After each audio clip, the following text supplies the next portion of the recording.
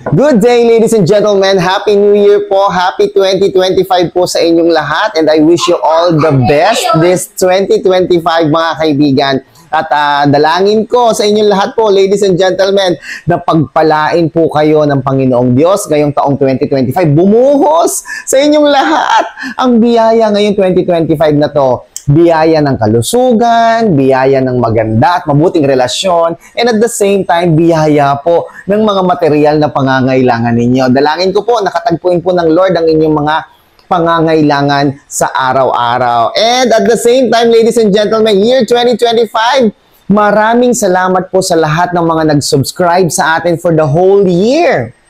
At kung hindi ka pa nakapag-subscribe o nakakapag-subscribe, ladies and gentlemen, please click subscribe button na nandyan po sa ating comment section sa baba. Doon sa statistics kasi natin, mga kaibigan, marami po ang nanonood pero hindi naman nagsusubscribe. Sana po makapag-subscribe po kayo, ha.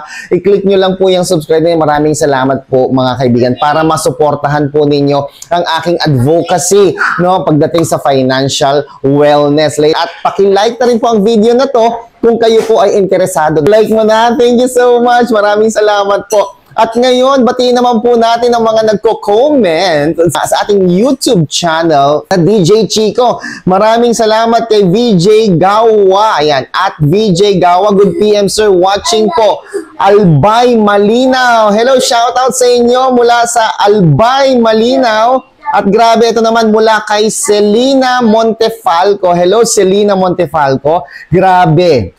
Super smooth ng transaction kay sir. Super legit po talaga siya and highly recommended, trustworthy person till next transaction po ulit. Maraming salamat, Selina. Ingat ka, ha. At ito naman mula kay Ana Marie Ligtao 9014. Sabi niya dito, Merry Christmas po, watching all the way from Mindanao. Hello po sa inyo sa mga taga Mindanao.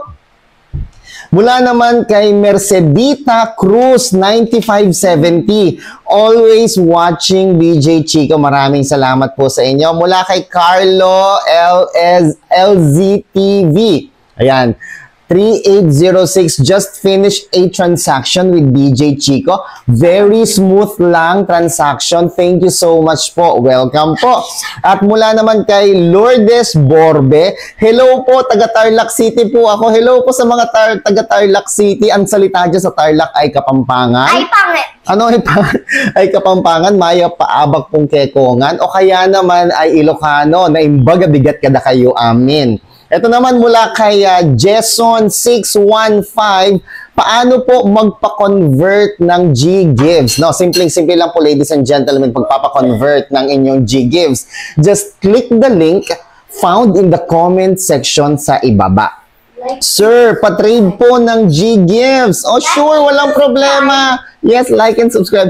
Walang problema, just click the link found in the comment section sa ibaba. Sir, paano po kaya ma-fully paid ako sa una kong G-loan? Mag-offer ba agad? Bali, dalawa ang loan ko. Yung isa malaki pa. O, yan.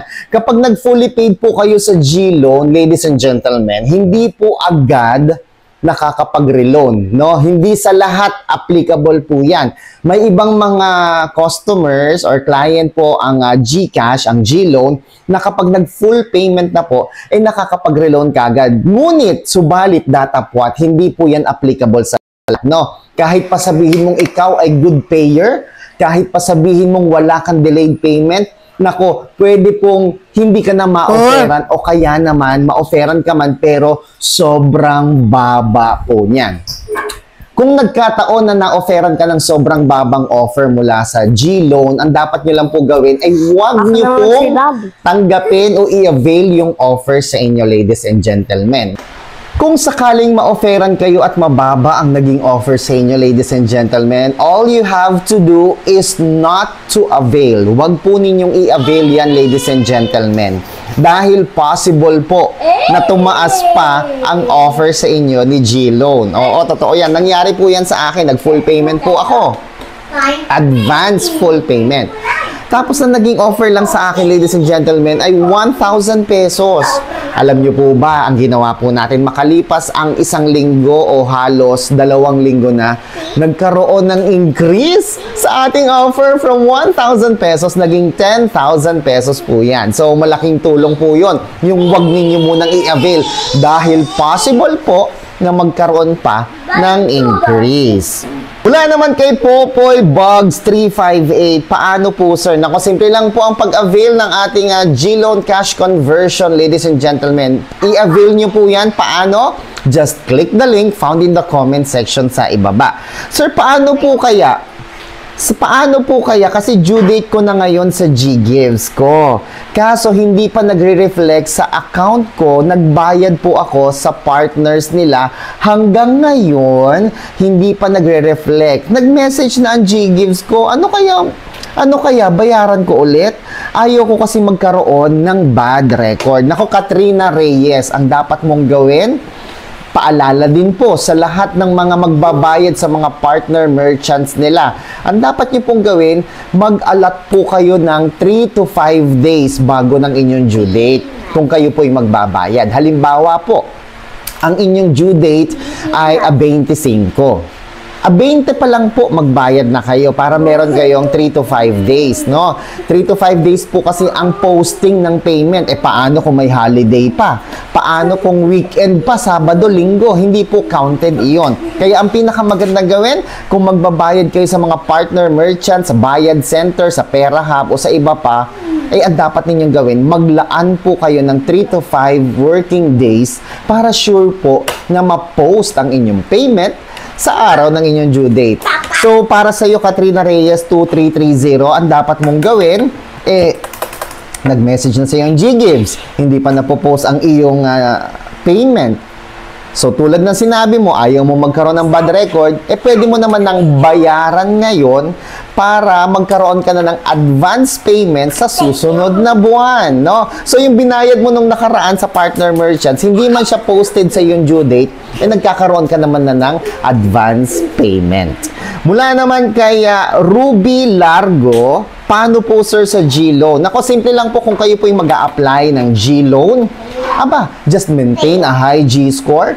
I-click nyo po yung borrow dyan sa inyong GCash app. Tapos, i-open nyo ang GLoan. Makikita ninyo kung kayo po ay meron ng offer mula sa GLoan. At kung wala pa kayong offer mula sa GLoan, all you have to do is to maintain a high G-score. Makakatulong din po ang pagkakaroon ng G-Save. Mag-open po kayo ng G-Save account sa GCash ninyo. Dahil sa pamamagitan po nito, nagkakaroon po ng mataas na G-score, no? Ang pagkakaroon ng G-Save. Mag-G-Invest na din po kayo. I've heard. Nag-open ako last time din. Merong for as low as 50 pesos, 100 pesos, makapag-avail ka na ng G-Save mo. Makakatulong po yan para tumaas ang inyong G-score. And at the same time, ma-offeran po kayo ng mataas na GLoan o GGives.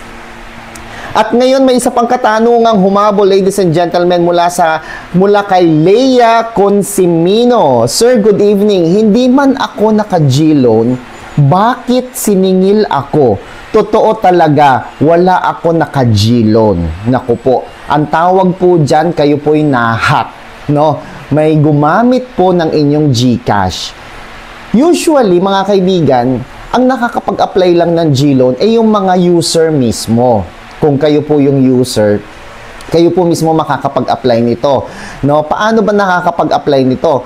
I-click mo yung avail loan or get started, tapos mag-fill in ka dyan ng mga information, personal information, tapos sa bandang last part po niyan, magkakaroon ng OTP o one-time password na isi-send din mismo sa iyong GCash registered SIM number.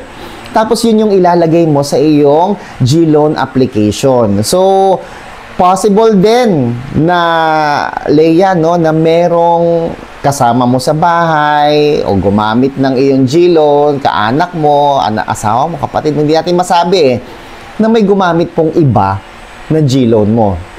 Siguro hindi ka aware na, kasi pwede yun So, halimbawa, yung asawa ko, meron siyang Shopee Pay Later, no? Hindi niya ginagamit yon. Dahil mag-asawa kami, pwede kong i-open yon, pwede kong pakialaman yon, di ba? alam ko yung mga password, alam ko yung OTP, pwede ko magamit yung kanyang Shopee Pay Later. So, possible din po na sa GLoan mo, meron kang kaanak na gumamit dyan sa iyo. No? Ang tawag po dyan ng GCash ay authorized transaction. Lahat po ng transaction na merong OTP, authorized transaction po yan. Ano po? Kasi, yung OTP po, mga kaibigan, yan po yung nagsisilbing pinaka-signature po ninyo. Maliban na lamang po kung meron pa kayong face identification. Karamihan po sa mga loan application ngayon, lalo na sa GLoan, if I'm not mistaken, ladies and gentlemen, meron na rin silang face recognition kung saan, bukod sa OTP, ay magkakaroon pa po ng face identification para malaman talaga na sa inyo po ang application na ito. Kasi pwedeng ang iba pwedeng anak mo, kaibigan mo, asawa mo, di ba? Or kasama mo sa bahay na alam ang password ng iyong GCash. Kaya makakatulong po, ladies and gentlemen, na i-enable po ninyo ang mga biometrics at face ID, yung fingerprint o kaya face ID para talagang kayo lamang po ang pwedeng gumamit. Kapag fingerprint po kasi, halimbawa natutulog kayo, pwede pong yung asawa ninyo, anak ninyo, yung kasama ninyo sa bahay, kuhanin lang yung daliri ninyo, tapos idikit lang doon, no? Igaganon lang nila habang natutulog kang ganyan, no? Ididikit lang. Di-approve na yung loan.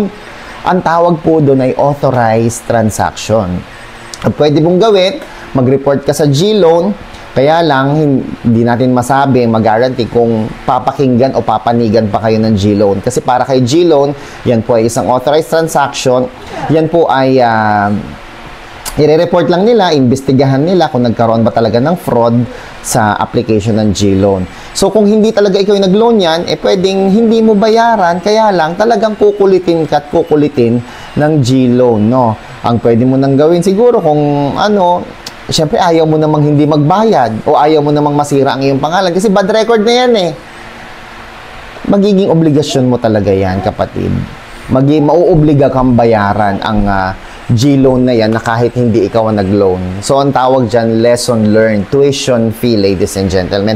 So, that's it for today, ladies and gentlemen. Kung nagustuhan mo ang video na to, na-inspire ka, nakatulong ito sa iyo, please click subscribe and hit the notification button at paki-like nyo na rin po ang video na to, okay? At just comment down below kung meron po kayong katanungan and pipilitin at sisikapin po natin sagutin yan. Once again, ladies and gentlemen, ako po si Chico. Enjoy the rest of the day and God bless po.